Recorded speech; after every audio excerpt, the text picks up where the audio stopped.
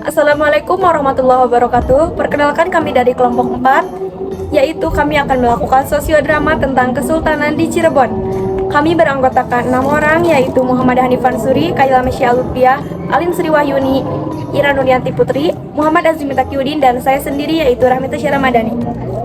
Selamat menyaksikan. Al-Kisah, seorang ulama besar dari Baghdad, telah datang ke sebuah kerajaan, yaitu Kerajaan Pajajaran bersama 20 orang muridnya. Ulama tersebut bernama Syekh Datuk Kahfi. Beliau akan menyiarkan agama Islam di sana.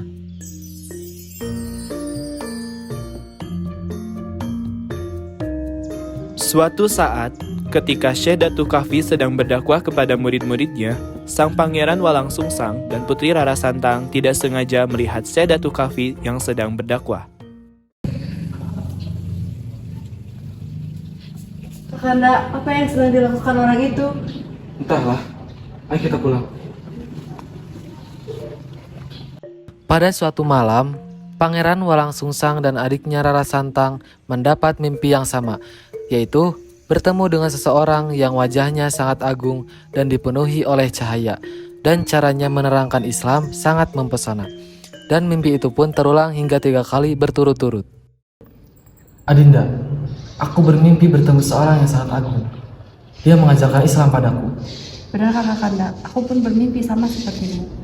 Apa arti mimpi ini? Aku sangat ingin bertemu dengan orang itu. Kakanda, bagaimana jika kita tanyakan pada orang yang kita lihat di pendopo pada waktu itu? Ayo kita cari tahu.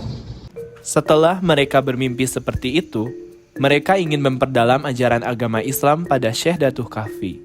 Tetapi, saat mereka meminta izin pada sang ayah, yaitu Prabu Siliwangi, beliau menolak keinginan mereka.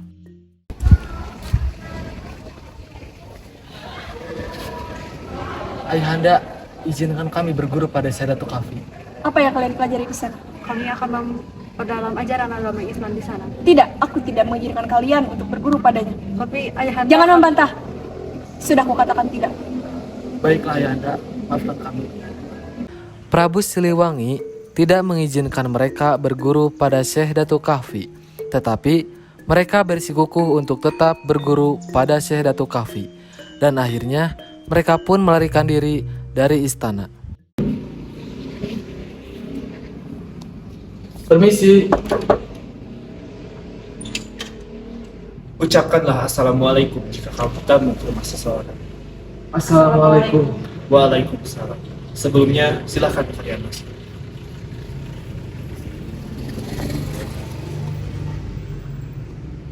Silakan. Apa yang membawa kalian ke sini? Guru, izinkan kami berguru padamu. Tentu, tapi sebelum itu kalian harus memenuhi syarat tadi. Syarat apa yang akan guru berikan pada kami? Bukalah bagian selatan Gedung Jati. Setelah itu, bukalah pedukuhan desa. Baiklah, kami akan menuruti perintah itu sekarang. Tunggu, tapi sebelum itu kalian harus membaca syahadat sebagai tanda kalian masuk menjadi muslim. Ikuti ucapanku. Asyhadu alla ilaha illallah wa asyhadu anna Muhammadan Rasulullah. Kau Rara Santang, pakailah ini untuk menutupi aurat.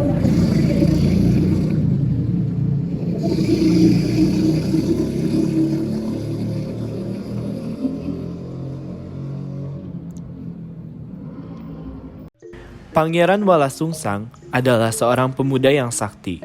Tugas yang diberikan Syekh Datuk Kahfi dapat diselesaikannya hanya dalam beberapa hari. Setelah pendukuhan selesai dibuat, mereka pun tinggal di sana dan belajar agama Islam di sana.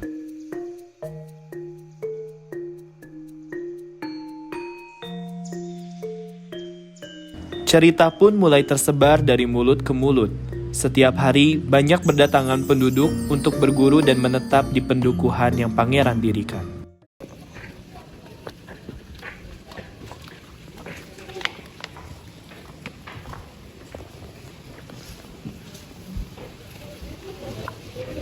Pangeran, izinkan kami berguru dan menetap di sini. Baiklah, ayo kita belajar Islam bersama-sama. Suatu ketika, Syekh Datuk Kahfi mengajak Pangeran Walang Sungsang dan Rara Santang berbicara. Syarat sudah kalian penuhi. Untuk memperdalam agamamu, pergilah ke tanah suci di Mekah. Setelah itu, kalian akan bertemu dengan Syekh Bayanilah dan bergurulah padanya. Baiklah. Sesampainya mereka di Mekah, mereka bertemu dengan Syekh Bayanilah dan tinggal di sana. Guru, kami rasa sepupunya saya Datuk. Kami diperintah beliau untuk berguru padamu. Baiklah, besok ikut denganku untuk melaksanakan ibadah haji. Keesokan harinya, mereka pun melaksanakan ibadah haji di Mekah. Saat Pangeran Walang Sungsang dan Rara Santang sedang melakukan tawaf, mereka tidak sengaja bertemu dengan seorang raja Mesir, yaitu Sultan Syarif Abdullah. Ya Allah, betapa cantiknya wanita itu. Dia mirip dengan mendiang istriku. Assalamualaikum. Waalaikumsalam. Perkenankanlah, saya mengenal wahai awak. Saya adalah Syarif Abdullah Siapagrami. Saya Rara Santang dan dia adalah kakak saya, Walang Sungsang. Setelah melaksanakan haji, sang raja segera mempersunting Rara Santang. Pernikahan Rara Santang dan Sultan Syarif Abdullah dikaruniai dua orang anak, yaitu Syarif Hidayatullah dan adiknya Syarif Nurullah. 3 tahun berlalu, Pangeran Walang Sungsang akhirnya pulang kembali ke tanah Pajajaran. Anda, sudah 3 tahun Kakanda tinggal di negeri orang. Saatnya Kakanda pulang ke negeri kita. Maafkan Ananda, Kakanda. Ananda tidak bisa ikut denganmu. Ananda sudah mempunyai keluarga di sini. Ananda harus memenuhi kewajiban sebagai istri. Beberapa bulan setelah kepergian Pangeran Walang Sungsang, di Mesir, sang raja meninggal dunia. Sudahlah Ibunda, jangan menangis. Ikhlaskan saja kepergian ayahanda.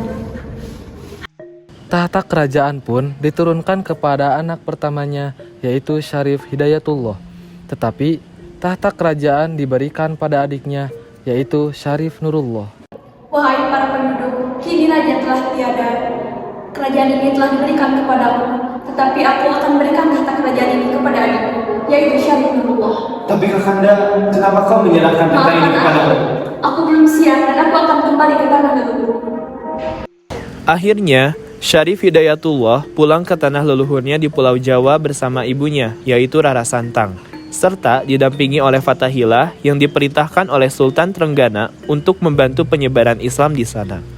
Setelah sampai di tanah Pajajaran, mereka kembali ke pendukuhan Carubung Larang. Kedatangan mereka disambut gembira oleh Pangeran Walang Sungsang.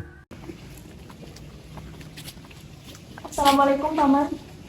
Waalaikumsalam. Selamat datang di Cubang Larang, keponakanku. Terima kasih sudah menerima kami di sini, Paman. Jangan sungkan, keponakanku. Syarif Hidayatullah sangat senang tinggal di sana. Ia berguru pada Syekh Datuk Kahfi. Tahun demi tahun, Syarif Hidayatullah berguru pada Syekh Datuk Kahfi. Pengetahuan tentang ajaran Islam pun telah ia kuasai dengan baik. Syekh Datuk Kahfi pun semakin tua. Karena melihat Syarif Hidayatullah begitu sangat pintar, Syekh Datuk Kahfi pun memerintahkan Syarif Hidayatullah untuk melanjutkan tugasnya untuk menyebarkan agama Islam. Syarif Hidayatullah, gantikanlah aku untuk menyebarkan agama Islam. Aku percaya padamu. Baiklah, Guru. Syarif Hidayatullah tiap hari berdakwah menyebarkan ajaran agama Islam. Penduduk pun semakin hari semakin berdatangan untuk mendengarkan dakwah Syarif Hidayatullah. Sejak saat itulah Syarif Hidayatullah dipanggil dengan sebutan Sunan Gunung Jati.